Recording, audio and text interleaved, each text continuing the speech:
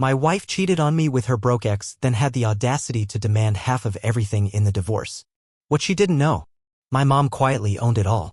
So here I am, typing all this out because I honestly don't know what else to do anymore. Never thought I'd be airing my dirty laundry online, but I've hit a point where I need to get it off my chest. Maybe someone out there can help me make sense of this mess. I'm 39 and I run my own tech consulting firm.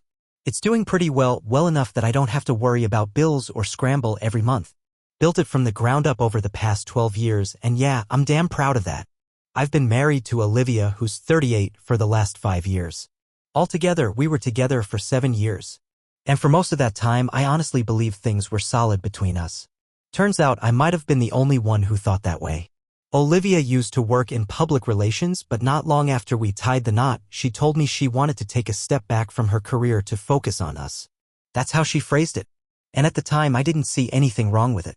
I figured we could afford the change, and I assumed she'd eventually go back to work once she got her bearings again. I didn't mind being the one covering all the expenses. I wanted her to feel secure, and the business was in a good place, so it didn't feel like a burden. I thought it was temporary, just a break until she found her footing again. But looking back now, I should have noticed the red flags. The last few months, things started shifting between us. Yeah, I know it sounds cliché, but it's the truth. Olivia became more distant, emotionally cold. It was like her mind was somewhere else half the time. I'd come home from work, and instead of the usual hug or smile, I'd get a quick nod or nothing at all. She was always out, saying she needed to meet friends or clear her head. I figured she might be going through something, and I didn't want to pressure her. I mean, marriage isn't always smooth sailing, right? People say you've got to ride out the rough patches. But still, I couldn't shake the feeling that something deeper was going on. Then one night, she told me she was going out with some friends and wouldn't be back until late. At that point, it wasn't even out of the ordinary, so I didn't question it. I stayed up working on a project for the business, trying to make some headway. By the time she got home, I was already in bed, completely exhausted. I barely heard her come in, and like she'd been doing lately, she went straight to the guest room. That had become her routine, crashing in there whenever she got back late. She always claimed it was to avoid waking me up, but I was starting to suspect there was more to it than that. A couple days later, same story, she was out again with those so-called friends. I stayed home, restless, waiting without wanting to admit I was waiting. It was around 14 at night when I heard her laptop buzz from the kitchen counter. She'd left it open, which wasn't like her. Out of reflex, I glanced at the screen. I know I probably shouldn't have, but I swear I wasn't snooping. The name Derek popped up on the screen. That name meant nothing to me. I'd never heard her mention a Derek. But when I read the message, "Can't wait until this is over? We'll finally be free," my stomach dropped. I didn't want to jump to any wild conclusions, but I knew something wasn't right. I opened the message thread. Yeah, I know I crossed a line, but my mind was spinning out and I needed answers. What I found? It felt like getting punched in the gut. Derek wasn't just some friend, he was her ex. The guy she'd dated before me. The one she used to bash for being aimless, jobless, and lazy. So you can imagine how sick I felt reading all these messages they'd been exchanging for months. Turns out they'd been quietly plotting some twisted little future together. This wasn't just casual chatting, they were serious. They had a whole plan laid out. She was going to leave me, take whatever she could, and they'd start over fresh. I'd spent years building this business, laying the groundwork for a solid future, and here she was trying to rip it out from under me. Derek didn't have a dime to his name, but I guess Olivia saw him as her golden ticket. I kept reading, even though every word made me feel worse. I had to know how deep it went. And man, it was worse than I could have imagined. They were talking about how they'd be set for life once she got her hands on half of everything. How Derek could finally stop stressing about money once she scored her piece of my company. They weren't even hiding it, they were openly strategizing how to squeeze every last dollar out of me. I felt like I'd been nothing more than a means to an end in their little fairy tale. What stung most was how Olivia framed it like she was making some noble sacrifice for him. She kept saying she was enduring this marriage for their future, as if she'd been suffering by my side to build something. Truth is, she never lifted a finger. I was the one up late, landing clients, navigating the stress of running a company. She just lived off the comfort of my work, and now she was spinning it like she was the one who made it all possible. When I finished reading, I just sat there, staring at the screen, completely numb. I didn't know what to do. I couldn't confront her right away. I wasn't sure I'd be able to hold back the anger. And I knew if I lost it, she'd just twist the story like she always did and play the victim. That's who she is. Someone who can flip any situation to make herself look like the one being wronged. But what haunted me the most wasn't just the cheating. It was how deliberate it all was. This wasn't a one-night mistake. This was a full-blown operation. They were working me. The house, the business, every dollar I'd saved, they wanted it all.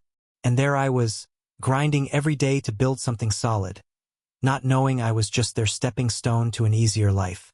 Couldn't sleep that night. I laid there, going over every moment I'd overlooked. Every night she came home late. Every flimsy excuse.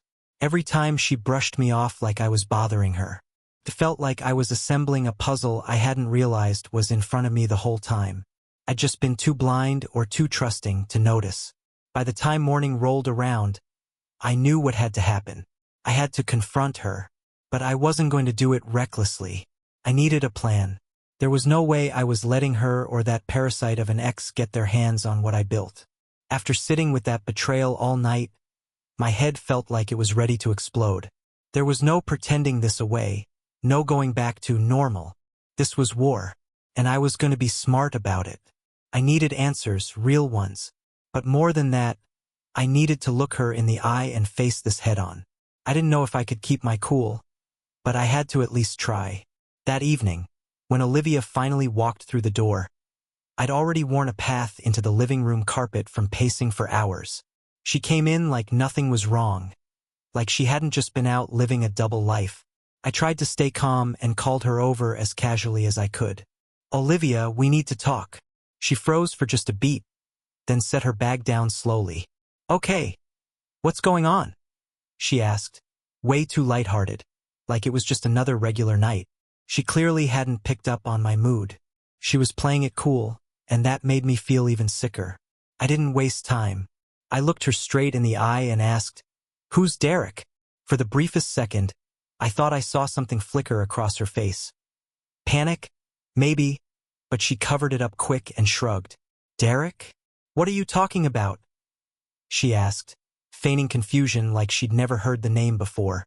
I didn't respond. I just held up her phone, left open, screen glowing, with that one message from Derek. "Can't wait until this is over. We'll finally be free." This time, her expression cracked. She stared at the screen for a few seconds, then finally looked back at me with this mix of panic and fury. "You went through my phone?" she snapped, like the real crime here was me seeing the truth. No remorse, no explanation, just instant defensiveness. "Yeah, I did," I shot back. "And I'm glad I did, because now I know everything." I told her I knew about Derek, about the texts, about the plan. I asked her how long it had been going on. She tried dodging at first, but I kept pressing until the truth came out. She admitted it, said she'd been seeing him for months. But what hit me hardest was that she didn't even look ashamed. In fact, she looked like a weight had been lifted off her shoulders. "Yes, I've been with Derek," she said flatly, folding her arms. "And yes, I'm done with this marriage. I want a divorce." I couldn't believe how bold she was. No remorse, no apology. Just a cold declaration that she was walking away for a guy who had nothing going for him. But she didn't stop there. She launched into what sounded like a rehearsed monologue. "I deserve happiness too. You're always buried in work, always putting the business before me," she said. Then came the real punch. "And yeah, I'm going after my share. I put a lot into this marriage, and I'm taking half." There it was. No guilt, no shame. Just this smug sense of entitlement, like taking half of what I'd spent years building was her right. I tried to stay calm, but I could feel the rage bubbling inside me. "Half," I repeated, trying to keep my face neutral. "Olivia, you've barely done anything to earn any of this. I've been grinding day and night to keep things running, to grow the business. You've lived comfortably off my hard work without ever stepping in to help." She rolled her eyes like I was being ridiculous. "That's not fair," she snapped. "I left my job to support you. I made sacrifices too." I let out a bitter laugh. "Support me? You didn't give anything up for me. You quit because you wanted to take a break, and I let it slide because I thought we were in this together. Turns out I was just being naive. You're twisting that into some excuse to claim what you didn't earn." She narrowed her eyes, stepping in closer like she was trying to intimidate me. "I don't care what you think. I'm taking what's mine. And if you try to cheat me out of it, I'll make sure everyone knows what kind of man you really are. The arrogance in her voice made my skin crawl. She genuinely believed she had this all figured out, that I'd fold and hand over half without a fight. But she was about to get a rude awakening. I took a deep breath and spoke calmly. You think you're going to walk away with half the business? I asked. You might want to rethink that. That got her attention. Her expression shifted just slightly, but I saw it. The smugness faded for a second, replaced by confusion. What's that supposed to mean? She asked, suddenly more cautious. It means exactly what it sounds like, I told her. You're not walking away with what you think you are. So go ahead, lawyer up. Do whatever you've got to do. But you're not getting the business. Her face went red. She didn't know the details yet, but she knew something wasn't adding up. For the first time since she walked in, she looked genuinely rattled. Fine, she finally muttered, folding her arms again. If that's how you want to play this, we'll play. But don't think for a second I'm going down without a fight. She grabbed her bag, stormed out of the room, and slammed the door behind her, leaving me alone in the quiet. I just sat there, staring ahead, feeling this weird blend of fury and relief. Furious that she'd lied, cheated, schemed. But relieved in a way that the mask had finally come off. I wasn't in the dark anymore. I wasn't being played blindly. I stayed at the table, replaying everything in my mind. All the signs I'd ignored, every excuse, every cold shoulder, every night she stayed out late. It all made sense now. All part of the plan. She thought she'd hit the jackpot with me. That she could ride off with her broke ex and live the good life on my dime. But what she didn't know, she was about to crash straight into a wall she never saw coming. After sitting with it a while, I made up my mind. I wasn't going to make this easy. She thought she could waltz out with half my life, but she had no idea what she was stepping into. She made her move. Now it was my turn. After everything I just learned, I knew I had to stay level-headed. Olivia probably assumed I'd cave under pressure and give her everything she asked for, but she didn't know the full story. See, a few years back, my mom suggested we put the business and most of the big assets in her name. She's been in business for years and knows how messy life can get. At the time, it felt like a smart move just in case life threw a curveball. Yeah? It felt like the best decision I ever made. So for the next few days, I kept things quiet at home. I didn't want to raise any alarms or tip her off. I let her think she was still calling the shots. But she had no idea that the ground was already shifting beneath her feet. So I just stuck to my routine, went to work, came home, acted like nothing had changed. All the while, Olivia started showing more of her true self. She walked around like the world owed her something, full of entitlement, like she was the one making sacrifices. Meanwhile, I got myself a lawyer. I knew I needed someone sharp, someone who could navigate tricky financial waters without blinking. We met in private and I laid everything out, how the business was in my mom's name, how I wanted to protect what I'd spent years building. He combed through every document I handed over, flipping page after page. When he finished, he looked up and said, "This setup is solid. If she thinks she's walking away with your business, she's in for a rude awakening." Hearing that was a weight off my chest, but I knew better than to relax. Olivia wasn't the type to walk away quietly. She'd already hired her own lawyer, a real shark, the kind who squeezes every last dime out of a divorce. I didn't want a long, messy court battle, but I wasn't about to let her bleed me dry either. So we agreed to try mediation first. Quiet. Civil, simple if possible. The day of our first session, I walked in calm and prepared. Olivia was already there, looking way too sure of herself, like she'd already won. She was leaning into her lawyer, whispering, shooting me smug glances, probably picturing the check she thought she was walking out with. I sat next to my lawyer, kept my face neutral, and let him take the lead. He opened by calmly laying out my financial overview. Right away, Olivia's lawyer came at us, asking about the business, the assets, anything he could think of to sniff out a weak spot. Olivia sat there watching me like a hawk, her arms folded, practically glowing with smug confidence. Like the money was already in her bank account. But then my lawyer dropped the bomb. He laid out the documents that clearly showed the business wasn't mine, it was legally my mom's. That's when their energy shifted fast. Wait, her lawyer said, eyes narrowing on the papers. So, the business isn't actually in your name? Nope, I said, keeping my tone casual and cool. The business has been in my mother's name from the start. Olivia's face twisted. Her lawyer's jaw clenched. It was clear they hadn't seen that coming at all. My lawyer kept going, flipping through pages, walking them through the whole setup. Every asset that mattered, every valuable piece, was legally tied to my mom. You put everything in your mother's name? Olivia snapped, looking at me like I'd pulled off some sort of betrayal. Yeah, I replied, firm but calm. Years ago. It was a smart move then, and it's proving to be an even smarter one now. Her lawyer was flustered, trying to regroup. Even if the business is in your mother's name or a trust, he argued, Mrs. Morgan still has rights. She gave up her career to support the marriage. She's entitled to her fair share. My lawyer didn't flinch. She may be entitled to certain marital assets, yes, he said, but the business and anything legally tied to it is off the table. That's non-marital property. Olivia's arms crossed tighter, her glare sharpening. I deserve more than that, she barked. I gave up my job for him. I kept the house together. I want what's fair. I let out a small breath and shook my head. Fair? I said, steady and even. You never worked a day in this business. You didn't invest a cent. This company and everything tied to it was built by me. Actually, it was protected by my mom. You lived comfortably while I put in the sweat. She didn't say anything, just sat there glaring. Her lawyer was fidgeting, clearly off balance. We kept going, combing through everything, line by line. Each document we handed over knocked the wind out of her plans a little more. You could see it in her face, things weren't panning out like she'd imagined. Her lawyer tried to poke holes in it, asked for more clarification, more proof, but there was nothing for him to grab onto. Everything was clean, legal, locked down. By the end of that meeting, her lawyer was clearly frustrated, mumbling something about needing more time to review the details. It was obvious this wasn't going to be the easy payday they were expecting. As we wrapped up, my lawyer made it clear we'd disclosed everything legally required and they were welcome to take their time combing through it. Walking out of that building, I could feel Olivia's stare drilling into the back of my head. She didn't say a word, just stormed off with her lawyer, her body stiff with rage. And me? I felt a strange mix of fury and satisfaction. Sure, I was still pissed off about the betrayal, the lies, the fact that she'd even tried this. But I was also relieved. She finally saw that I wasn't the fool she thought I was. When I got home, Olivia was already waiting, arms crossed, pacing the living room like a storm about to hit. The second I stepped inside, she went off. You've been hiding things from me this whole time, she yelled. You put everything in your mom's name just so I wouldn't get anything. Admit it. I exhaled slowly, keeping my voice calm. No, Olivia. That's not what this was about. It was smart planning.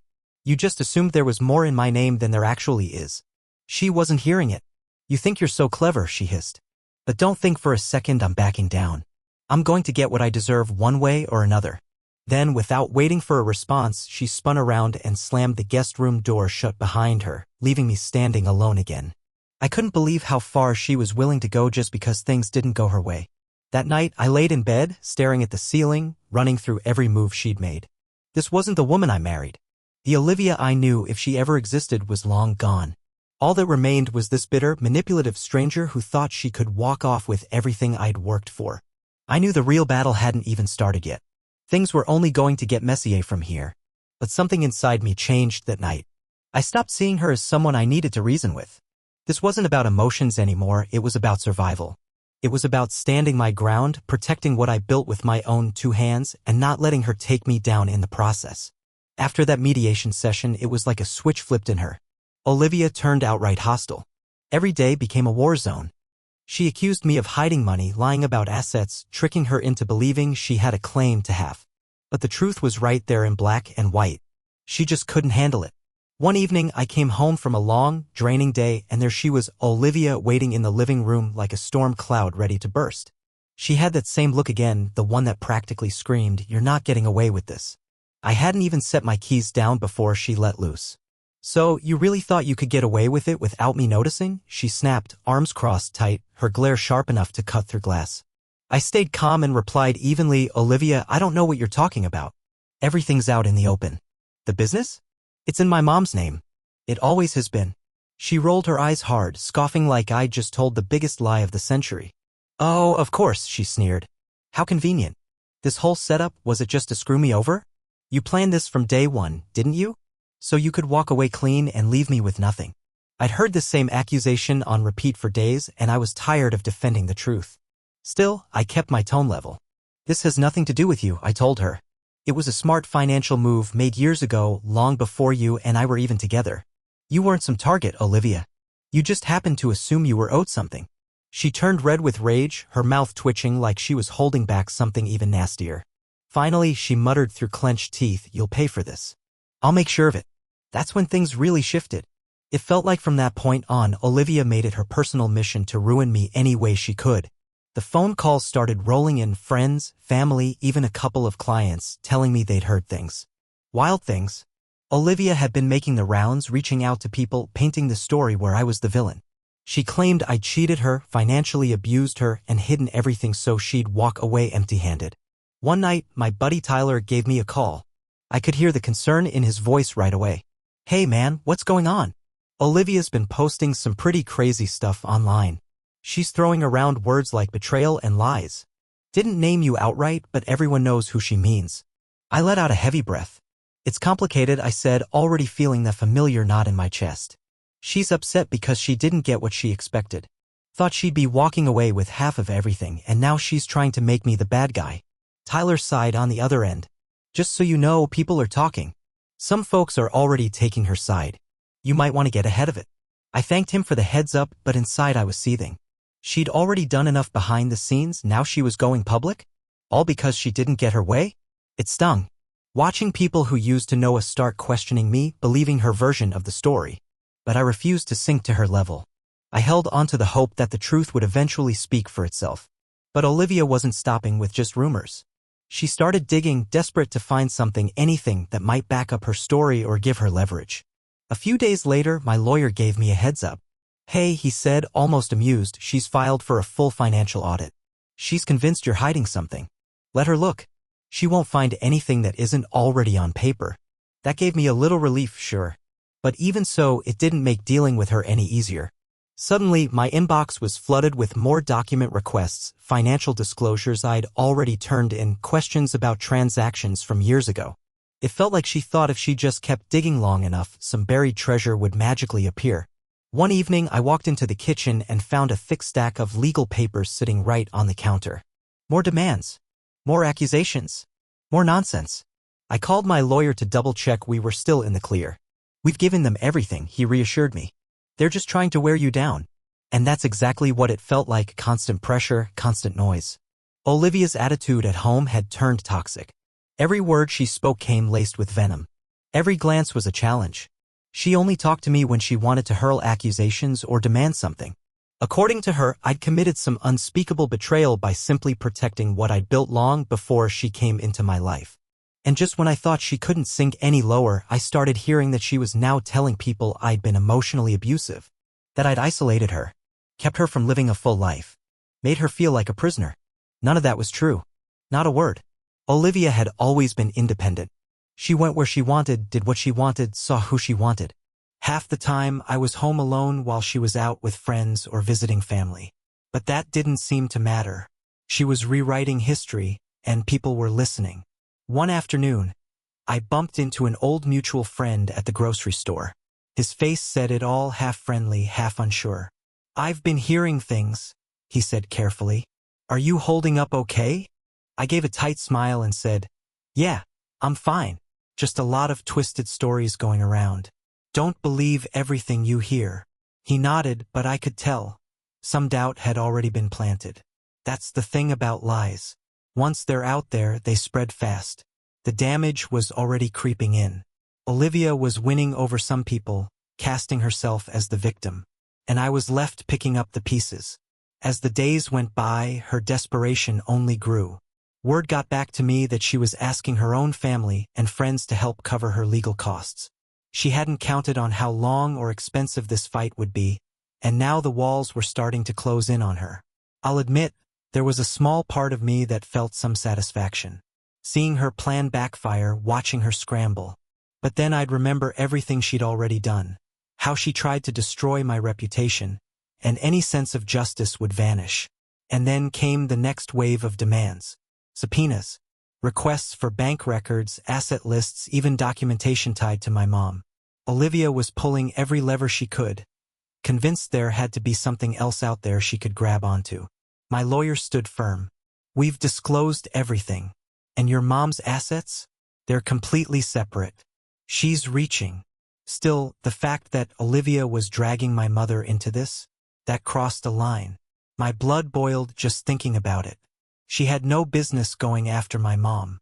No reason to believe she'd find anything. But that didn't stop her. One night, I sat in the quiet of that house, our house, and thought about everything she'd done. Every lie, every twisted story, every demand. And it hit me. The woman I fell in love with? She was gone. Long gone. All that was left was someone who didn't care how many people she hurt, as long as she got her way. I knew I had to keep my head on straight if I wanted to make it through the storm. Olivia probably thought I'd eventually snap, give her what she wanted just to make it all stop. But she didn't know me as well as she thought. There was no way I was letting her walk away with everything I'd busted my back to build. I didn't care how many lies she told or how many legal curveballs she threw. I was in it until the end. And finally, after weeks of her games, drama, and non-stop legal harassment, the day came. We were going to court. I had no idea what tricks she had left up her sleeve, but knowing how desperate she'd gotten, I was sure she'd do everything she could to turn it into a circus. The day before, I met with my lawyer one last time just to double-check every single detail. He went over everything with a fine-tooth comb, from the business contracts and financial records that tied it all to my mom, to the documents proving I hadn't hidden a thing. He gave me one last piece of advice before we wrapped up. Stay calm and stick to the facts, no matter how nasty it got. He reminded me that legally, the business and the savings were never mine to give away in the first place. They were protected, and we were ready. When I walked into the courtroom the next morning, Olivia was already there. She sat beside her attorney with her arms folded and her jaw tight. She didn't look at me once, but I could feel the heat radiating off her. That woman was furious. You could tell she'd built up this narrative in her head where she was the victim, where I was the greedy husband cheating her out of what was rightfully hers. But today, that fantasy was about to collapse. The proceedings kicked off, and her lawyer wasted no time launching into his performance. He went on and on about how Olivia had sacrificed so much for our marriage, how she'd given up her career, supported me, helped create the lifestyle I now enjoyed. He painted her as the poor, devoted wife who'd been tossed aside after helping me succeed. Listening to him twist reality like that made my blood boil, but I stayed composed. I knew our turn was coming. When my lawyer stood up, he didn't waste time with fluff. He went straight for the foundation and laid everything bare. He showed the court exactly how the business had been structured, how my mom had been the legal owner from the very beginning. He explained the trust, the setup, the reason behind the decision. He even pulled up old emails and correspondence to show this wasn't some sneaky move. It was simply good planning. Long before Olivia was ever in the picture. I glanced over at her during all this, and I saw it, her expression shifting. That confident smirk she always wore? Gone. Replaced by disbelief and confusion. She hadn't expected this. She thought she'd walk in, cry a little, act like the scorned wife, and walk out with half of everything. But now she was realizing it wasn't going to play out like that. Her lawyer scrambled to recover. He tried to argue that even if the business was in my mother's name, Olivia had still contributed to the marriage and therefore to the lifestyle the business provided. My lawyer didn't flinch. Yes, Your Honor, he said, Mrs. Morgan is entitled to her fair share from the marriage, but the business and all directly associated assets are under a trust owned by Mr. Morgan's mother. These are not marital assets and they were never his to divide. You could practically hear the air hiss out of Olivia's balloon. Her eyes snapped toward me, full of rage. This isn't fair, she hissed, loud enough for everyone to hear. I gave up so much for you.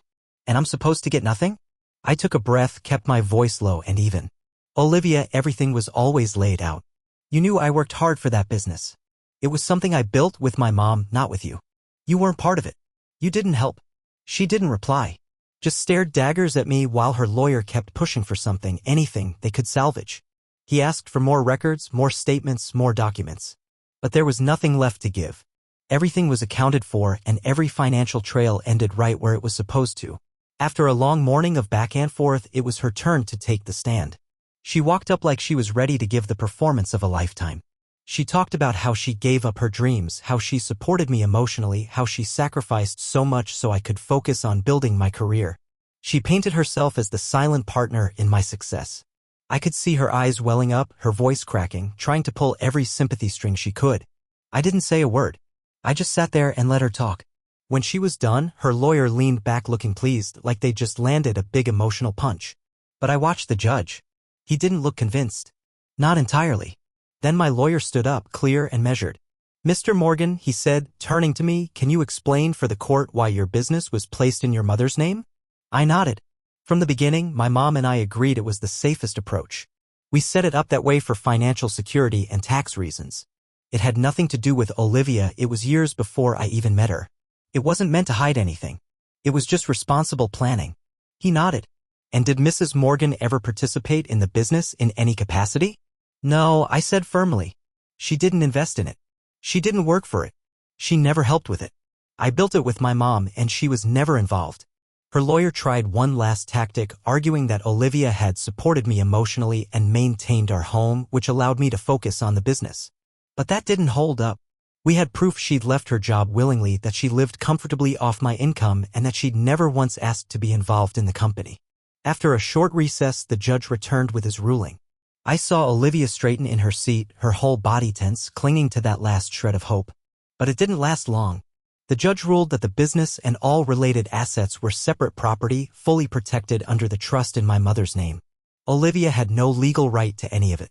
She was awarded a modest settlement, just enough to acknowledge the years we were married, but nothing even close to what she'd been banking on. It was the outcome I'd been praying for. But watching the look on her face as the truth hit her, as she realized she wasn't walking away with the life she'd imagined, that was something I'll never forget.